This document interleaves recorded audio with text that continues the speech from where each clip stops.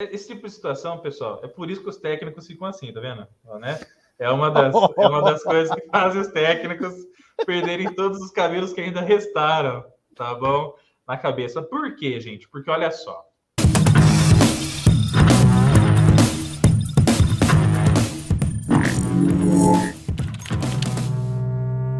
Eu não quero ficar sem você, eu quero te ensinar cada vez mais eletrônica, então não esqueça de cravar o dedo no like, na inscrição no canal e ativa o sininho das notificações pro YouTube mandar os vídeos do Eletrônica Fácil para você aprender mais e ser um faixa preta no mundo fantástico da eletrônica. Posso contar com você? Rapidinho aí, clique, clique, clique, prontinho, eletrizou, cargas positivas e agora vamos para cima. Vamos lá, meu querido, e aí, qual é a pergunta fantástica que a galera está basicamente arrepiando na plataforma do curso de Eletrônica Fácil? Diz aí. Vamos lá. Professor, peguei uma placa eletrônica e, ao analisar ela, no primeiro momento, identifiquei que a malha de alimentação estava em curto. Qual placa? Mostra a placa aí para a galera aí. Mostra essa aqui, a placa aí por para a exemplo, galera. Essa aqui. Isso, olha lá. Pronto. Maravilha. Show essa de aqui. bola. Do que é essa placa aí? Fala aí para a galera. Do que essa é aqui placa? É uma pedaleira Zoom. Show. Pedaleira Zoom. Eu vim aqui no conector da fonte de alimentação e verifiquei que entre o negativo e o positivo, meu multímetro apitava, estava em curto. Aí eu fui pesquisando a malha inteira nos capacitores e todos os capacitores estavam em curto. Todos os lugares que eu andava, eles estavam em curto. E agora, professor, todos os capacitores estragaram? Será que entrou um raio de Thor aqui, queimou tudo, não tem mais jeito? O que eu faço? Na verdade, eu vou falar para você. Esse tipo de situação, pessoal, é por isso que os técnicos ficam assim, tá vendo? Né? É uma das coisas que fazem os técnicos perderem todos os cabelos que ainda restaram, tá bom? Na cabeça. Por quê, gente? Porque olha só. Curto-circuito em malha de alimentação contínua, né? A gente está falando, por exemplo, em uma malha de 9 volts, então mais 9 volts, 0 volts, ou mais 12 volts, 0 volts, ou mais 5 volts, 0 volts, mais 3.3, 0 volts, né? Tensões de alimentação que vão basicamente fazer com que todos os periféricos da placa funcionem com sucesso.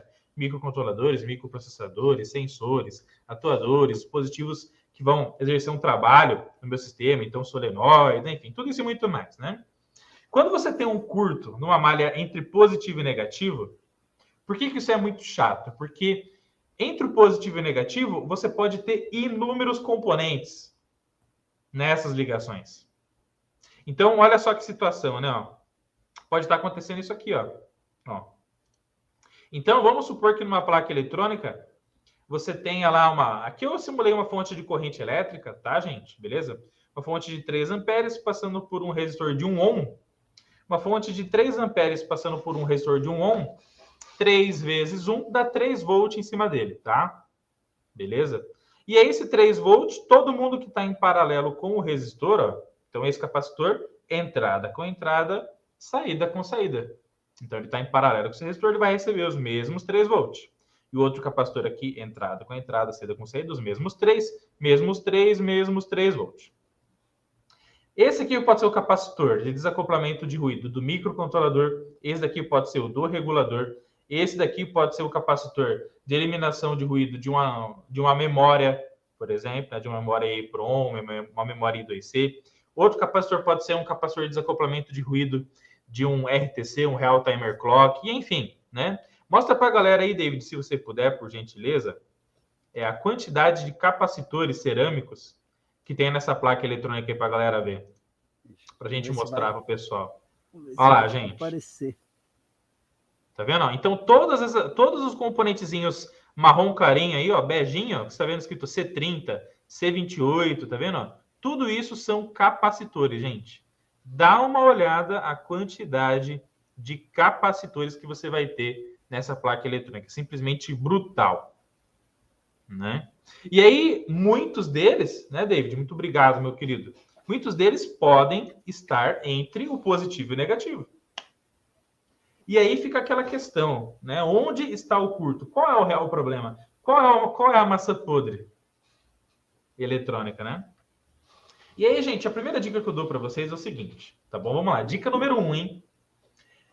Tipicamente, com componentes eletrônicos em curto-circuito, tendem a converter o excesso de corrente elétrica em calor, que é o famoso efeito Joule. Então, o efeito Joule é basicamente o quê? A conversão da circulação da corrente elétrica em calor. E por que quanto maior a corrente, maior é o calor, gente? Por que quanto maior a corrente, maior o calor? Porque, veja, o que é corrente elétrica mesmo, David?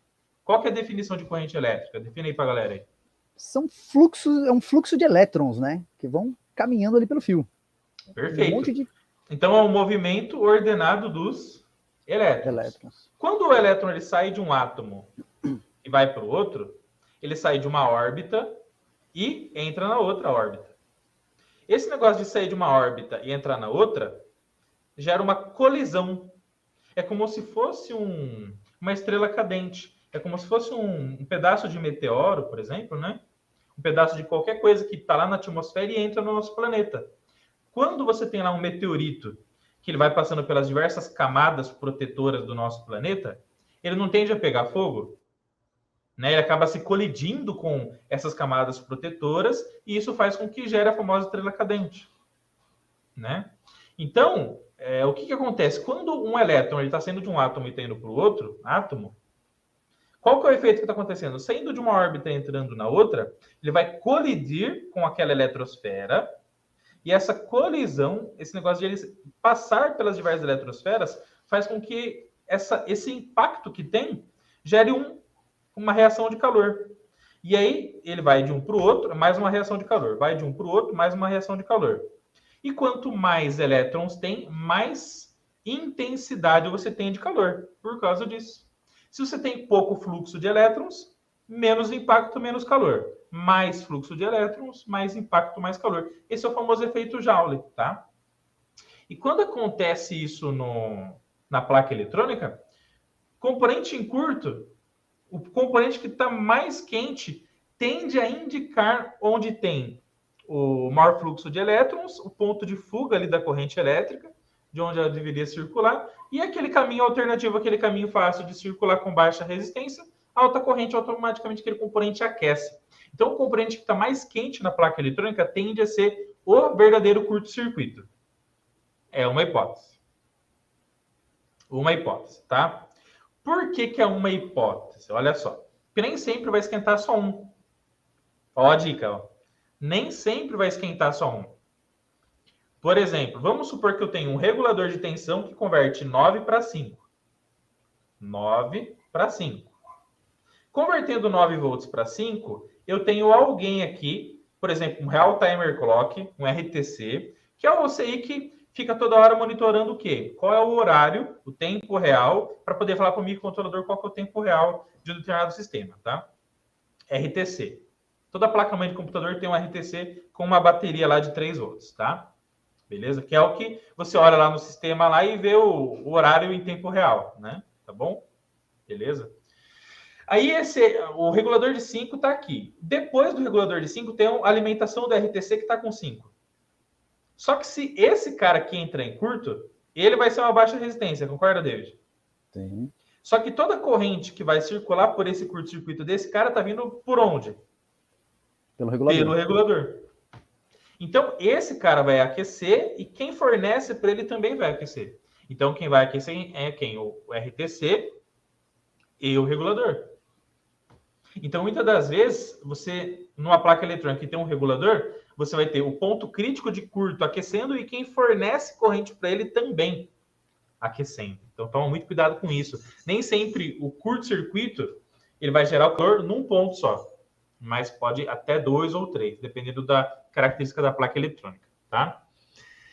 Só que aí, então essa é a dica número 1, gente. O curto-circuito pode ser localizado através do calor excessivo. E aí você pode passar um spray congelante na placa eletrônica, tá bom? Então você pode pegar um spray congelante, pode aplicar na placa eletrônica, e aí você, alimentando a placa eletrônica, o ponto em curto, como vai aquecer muito, vai fazer uma manchinha no congelante. Olha lá o congelante do David lá, tá bom? Deixa eu ver se eu acho uma foto do congelante aerosol aqui, da Implastec, para mostrar para o pessoal aqui.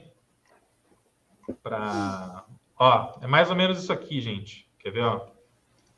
Vamos compartilhar aqui para. Às vezes a gente está falando aqui, né, David? Pessoal, pô, professor, mas nem sei o que é esse congelante aí. Ó, congelante é esse produto, então, aqui, tá vendo? Ó, da Implastec. Inclusive, tem na loja eletronicafácil.com.br, tá, gente? Que você vai aplicar na placa eletrônica. Aplicando ele na placa eletrônica, ó, acontece isso aqui, ó.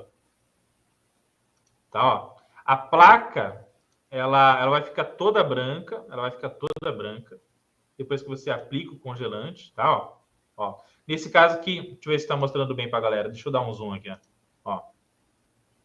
Aqui, gente, o que está acontecendo, ó? Aplicou o congelante numa placa eletrônica, alimentou o positivo e negativo dela aqui, e aí fez uma manchinha nesse cara aqui que parece ser um diodo, ó. Então, a placa toda fica branca. Esse cara que aqueceu faz a manchinha, você detecta o calor pelo congelante, né? Que fica ali a manchinha derretida do ponto que sobreaqueceu, e a tendência de que ali ou bem próximo ali esteja o nosso famoso curto-circuito. Tá bom? Então, o congelante é um produto sensacional para detecção de curto-circuito em placas eletrônicas através do aquecimento, tá? Uma outra coisa que a galera usa também, eu prefiro usar o congelante, tá? Mas muita gente usa também é o próprio álcool isopropílico. Então, por exemplo, muitas pessoas acabam analisando a placa e detectam algum ponto quente. Então, eu não gosto de misturar álcool isopropílico com ponto de calor, porque álcool é um produto inflamável. Então, álcool é um produto inflamável. Eu não recomendo. Porém, tem algumas pessoas que fazem. Pega o álcool isopropílico, passa uma camadinha sobre a placa. Quando você ligar a placa, o pontinho que sobreaquecer vai fazer com que ele evapore mais rápido. Evaporou mais rápido é o ponto de aquecimento, né? É uma outra opção. A terceira opção de detectar por aquecimento é você passar uma camada de breu em cima da placa eletrônica, tá? Como que o pessoal faz isso? Pega um potinho com breu, pega a ponta do ferro de solda, coloca no breu, e aí você vai passando por cima não encostando nos componentes, tá, pessoal? Mas vai passando a pontinha por cima da placa, e aí aquele vapor, aquele pozinho do breu vai caindo na placa eletrônica. E vai formando como se fosse uma película branquinha. Quando você liga a placa eletrônica e aumenta a temperatura no determinado ponto, aquela película derrete. Então forma uma manchinha também. E também você consegue identificar o ponto de aquecimento através do breu dessa maneira. São 3 técnicas: a técnica do congelante, que é a mais nítida de todas, do álcool isopropílico, e a da utilização do breu, tá? Beleza? E aí, pelo aquecimento, você tem que entender o seguinte, que a suspeita do curto é na placa, a confirmação é com o teste fora da placa. Então, anota isso aqui no campo de comentários para mim, gente. A suspeita do ponto de curto-circuito é com teste na placa. Porém, a confirmação do ponto em curto é fora da placa. Tá bom? Beleza? Inclusive, tem um vídeo já sobre congelante no canal Eletrônica Fácil. Tá? Daqui a pouco eu vou tentar mostrar aqui para vocês, né, David? Já passou por isso, David? Componente esquentando pra caramba na placa eletrônica e você aplica o congelante e forma a manchinha? Opa, com certeza. Até por isso que esse camaradinha tá aqui do lado. Ele aqui às vezes é um pouco complicado para usar o congelante, né? Você tinha citado essa questão do álcool isopropílico e do congelante. E em alguns dias eu não consigo usar o congelante porque aqui é a parte de cima da casa e é muito quente aqui. Então eu aplico o congelante e o congelante já automaticamente já derrete.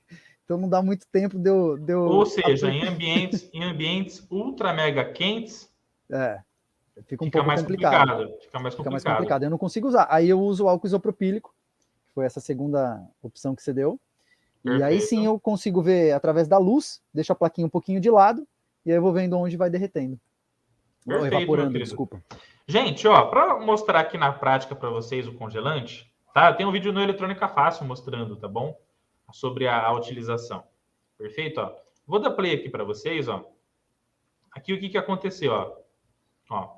Peguei o congelante aqui da Implastec. Legal. Eu peguei uma fonte de alimentação com regulador com suspeita em curto, tá? Então, olha só. Peguei o congelante. Vou aplicar sobre a placa eletrônica para vocês verem. Legal. Aplicou o congelante. Lógico que a placa está sem energia, tá, gente? Tá bom? Outra coisa, o congelante não é condutivo. Tá bom, pessoal? O congelante não é condutivo, tá? Ó. Então, aplicou o congelante lá na placa eletrônica, belezinha, ó. Vai formar a película branca em cima. Olha lá que interessante, pessoal. Ligou a alimentação, ele vai formar a mancha exatamente no ponto de aquecimento. Olha lá, ó. Olha lá, ó. Olha lá. Quais foram os 2 pontos que automaticamente derreteram primeiro aqui? O diodo e o regulador.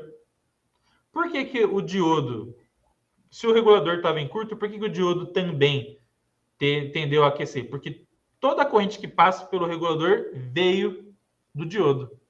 Então, a corrente de curto do regulador é a corrente de curto do diodo também. É por isso que os dois aqueceram. E é por isso que eu expliquei aqui para vocês que, muitas das vezes, mais de um ponto pode aquecer na placa eletrônica quando existe um curto-circuito. Então, fiquem ligados nisso, tá? Beleza? Já valeu o like, né? Inscrição no canal. Vamos que vamos. Vamos para cima que juntos somos mais fortes e chegamos mais longe sempre. Esperando o quê? Para baixar o nosso e-book. Baixa o nosso e-book lá no cursoseletronicafácil.com.br, porque além da gente apresentar para vocês sobre o curso de Eletrônica Fácil, nosso curso para quem quer aprender eletrônica partindo do zero rumo à faixa preta, você pode acessar. Já conhece o nosso trabalho aqui baixando do nosso e-book gratuitamente, beleza? Vai conhecer mais sobre os nossos cursos, sobre o certificado, sobre o depoimento do que os nossos alunos estão achando desse treinamento sensacional. E se você quer turbinar a sua bancada com equipamentos faixa preta, não esquece de acessar a loja eletronicafácil.com.br. Se você está precisando de fluxo para soldar, kits na área de soldagem eletrônica, kits para você aprender a montar placa eletrônica, Arduino, kit RFID, cabo USB, Arduino mesmo. Se você precisa de ferro de solda, estação de solda, jumper, protoboard, uniforme do Eletrônica Fácil, alicates, multi, tudo isso e muito mais você acha na nossa loja. Se você não achar o que você precisa, deixa nos comentários o que você quer também que tenha lá na loja, que a gente vai colocar, porque a gente precisa atender vocês de uma forma incrível, show de bola e sensacional.